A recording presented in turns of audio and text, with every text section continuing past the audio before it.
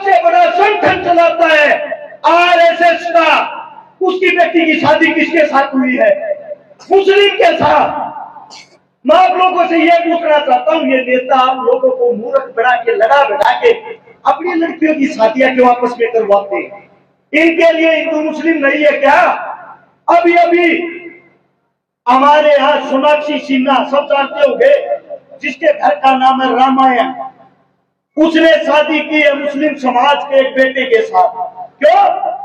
क्योंकि उसको अपना भविष्य देखना, उसको हिंदू मुसलमान से कोई फर्क नहीं पड़ता। गोहाना के पास दो गरीब हमारी मुसलमान समाज की बहनें, ना तो उनका भाई था ना पिता था, एक रिक्शा में बैठ के बूढ़ी औरत आती है, बेटा सिर्फ आपसे उम्मीद है, मेरे घर के अंदर आने से डर रही। मैंने उनको देखा, मैं बोला माता जी अंदर तो आजा, चाय पानी तो पी ले। उसका पहला ही जवाब ये था, बेटा मैं तो आपकी से मुस्लिम। मैं बोला फिर क्या हुआ? मैं आपको माता जी कह रहा हूं तो आप मेरी माँ हो, अंदर आओ। जबरदस्ती उसको अंदर लेके आया।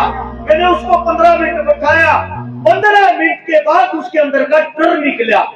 फिर उसके एक हफ्ते के बाद जब मैं उनके घर गया, उनके पाटने पर उस बहन का भाई बन के खड़ा हुआ, उन दोनों बहनों का कन्यादान किया, उन दोनों बहनों का आपकी जुबान में बोले तो निकाह, हमारी जुबान में बोले तो शादी करवाई। तब उसकी माता जी की आंखों में जो खुशी के आंसू थे। बेटा मैं तो इसलिए डर रही थी क्योंकि जो आपका समाज, आप हिंदू समाज से आते हो, मैं एक मुसलमान समाज से आती हूँ। हम हर रोज ये टीवी देखते हैं, ये खबरें सुनते हैं। इन खबरों के कारण हमारी को डर लगने लग गया है इन चीजों से। सच्चाई तो ये है, हिंद के दो बेटे, हिंदू और मुसलमान, सबसे ताकतवर बेटे हैं, लेकिन मूर्ख वे हैं जो अपने आप को एक दूसरे का दुश्मन समझते हैं। मैं गारंटी देता हूं, आप किसी नेता का भाषण मत सुनो, मत देखो। अगर कहीं भी हिंदू मुसलमानों के बीच झगड़ा हो, मैं ये कहता हूं सरेआम चौक के मारना के, कहीं भी कोई भी लड़ाई नहीं है। दूसरी बात, हमें एक दूसरे से सीखना चाहिए।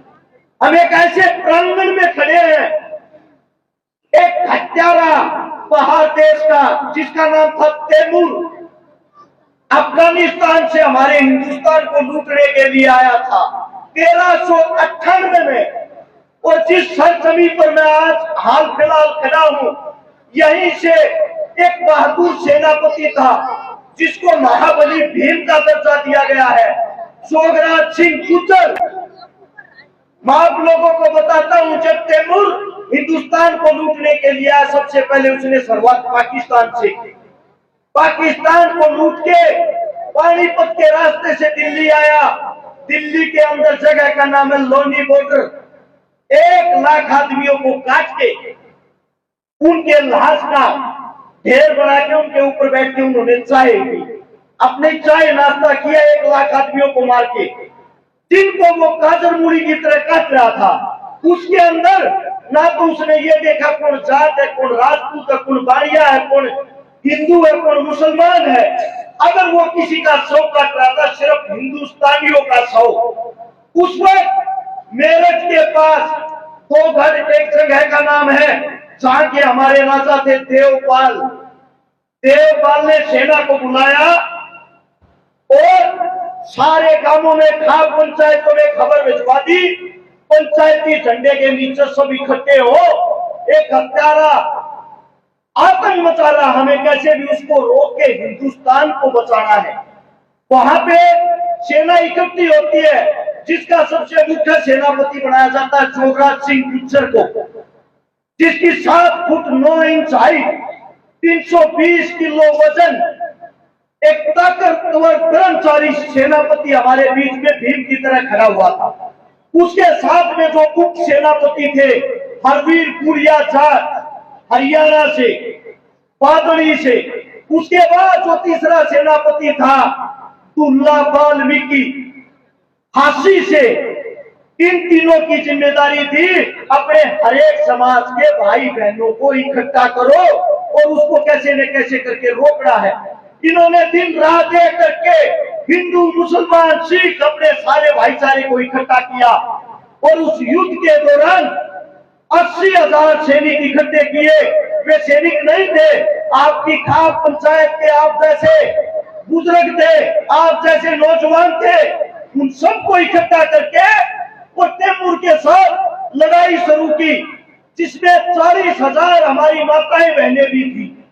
हमारी संख्या 1,20,000, तैमूर की संख्या 2.5 लाख। युद्ध शुरू होता है मेरठ से युद्ध शुरू होते होते आए।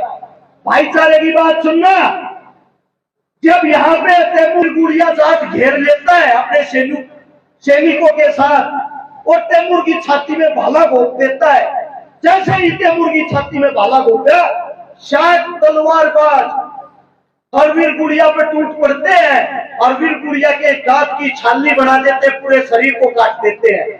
और जोगराज सिंह गुर्जर या तो ब्राह्मण, पंडित, मुसलमान, सबकी एक आवाज होती है, हमारा भाई मार दिया, अपने भाई का बदला लेंगे, इसको यहीं पे रोकेंगे।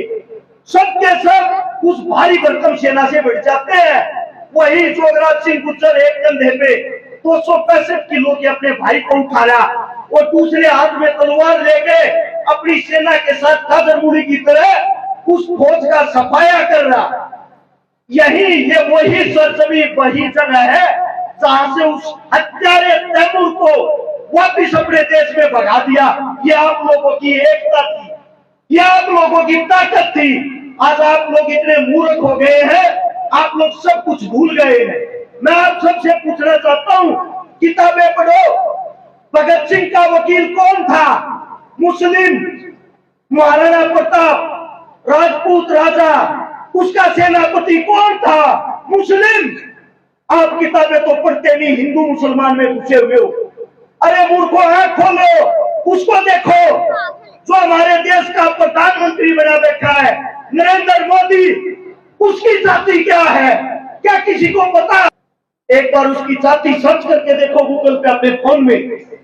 वो तेली जाति से संबंध रखता है, समाज की जाति है। और आप लोगों को मूर्ख बना रखा है। जो सबसे बड़ा संगठन चलाता है आरएसएस का, उसकी बेटी की शादी किसके साथ हुई है? मुस्लिम के साथ। मैं आप लोगों से यह पूछना चाहता हूँ, ये नेता आप लोगों को मूर्ख बना के, लड़ा बढ़ा के अपनी लड़कियों की शादियां क्यों आपस में करवाते हैं? इनके लिए हिंदू मुस्लिम नहीं है क्या? अभी अभी हमारे यहाँ सोनाक्षी सिन्हा, सब जानते होंगे, जिसके घर का नाम है रामायण, उसने शादी की है मुस्लिम समाज के एक बेटे के साथ। क्यों? क्योंकि उसको अपना भविष्य देखना, उसको हिंदू मुसलमान से कोई फर्क नहीं पड़ता। फर्क पड़ता आप लोगों को, आप जैसे गरीबों को। ऐसे ही पिटते रहो, कटते रहो। आप लोग आगे क्यों नहीं बढ़ते? क्योंकि आप इस जाति के किले से बाहर नहीं निकल पाए हो।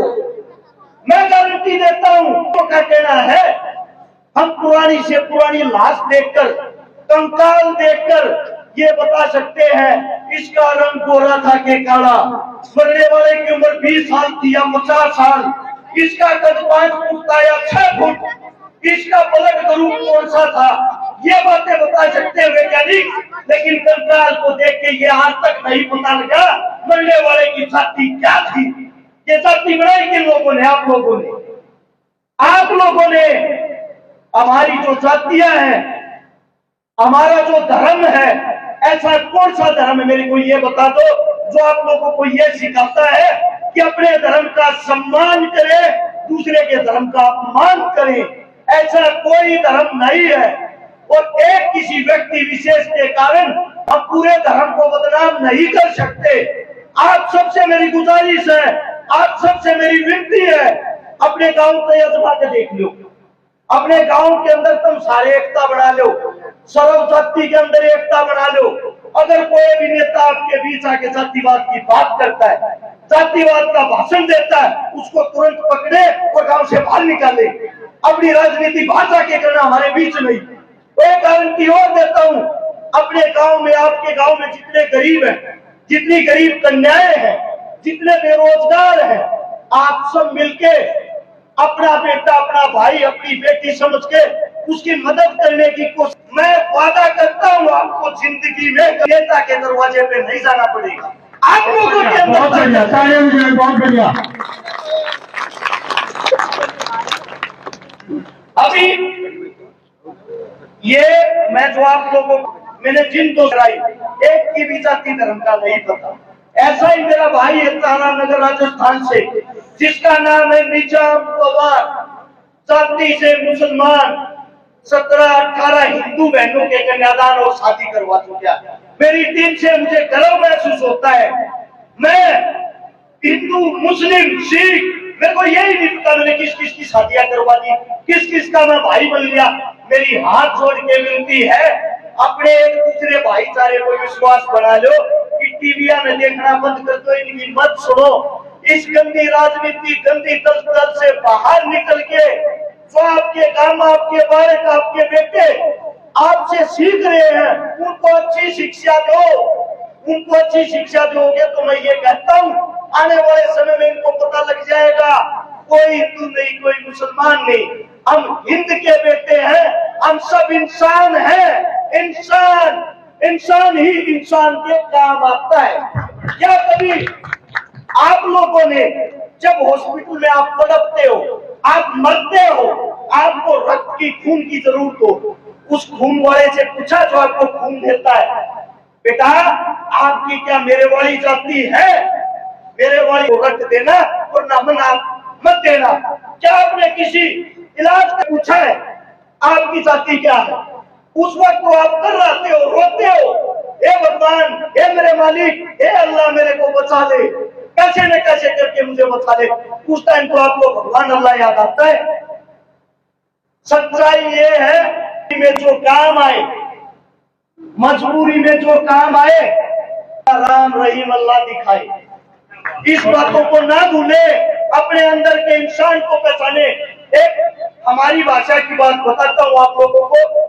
एक औरत लगातार 10 साल से मंदिर जाती थी और मंदिर में जाके एक दिन परेशान होगी, हाथ जोड़ के भगवान को कहती है, मेरे मालिक, हे मेरे भगवान, तनाज तक मेरे दर्शन नहीं दिए, मैं कैसे मान लूं कि तू है?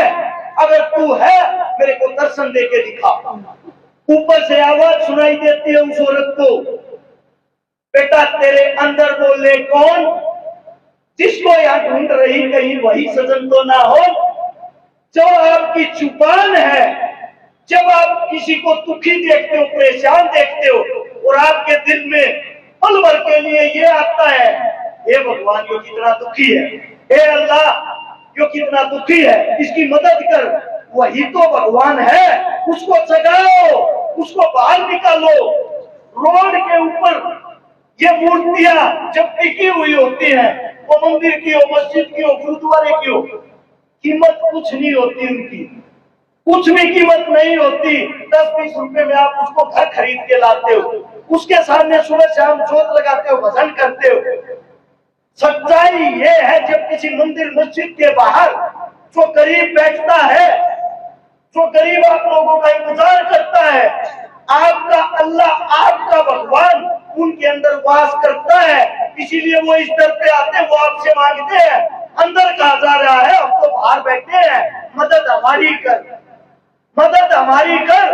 उनकी मदद करनी सीख जाओगे ना जिस दिन, उस दिन अल्लाह, मंदिर, मस्जिद सब आपको दुआएं देंगे। अपने अंदर के इंसान